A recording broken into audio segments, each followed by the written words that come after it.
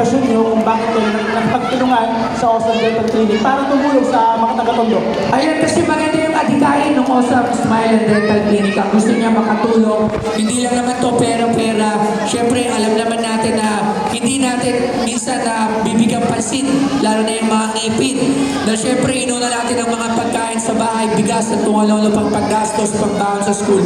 Kaya nandiyan ang Awesome Dental Clinic para sa serbisyo libre, para sa pangalaga ng inyong mga ngipin. Ayan. Maraming salamat.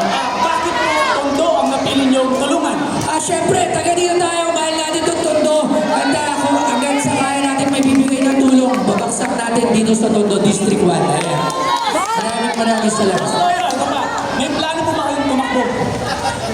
Yung pagtakbo, tabi niyo na yan. Basta tayo, dire-diretso lang tayo kung anong mapagdesisyonan ni Boss Toyo, sana kasama ko kayo dyan.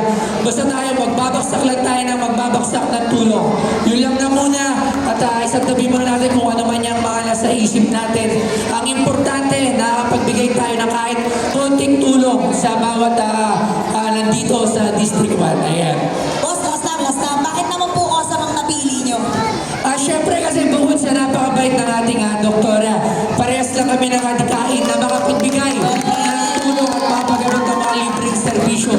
Na siyempre yung iba ay hindi nila kayang gawin. Ayan. Totoo naman, tama yan. Kaya naman, last po, ano namang birthday message? Alam niyo ba na birthday kasi bash nito, Lito? Ay, happy birthday to. Ang wish ko lang, mas sumaba ang buhay, mas maging successful ang Awesome Smile para mas maparami natin ang mas balik-ngiti program natin.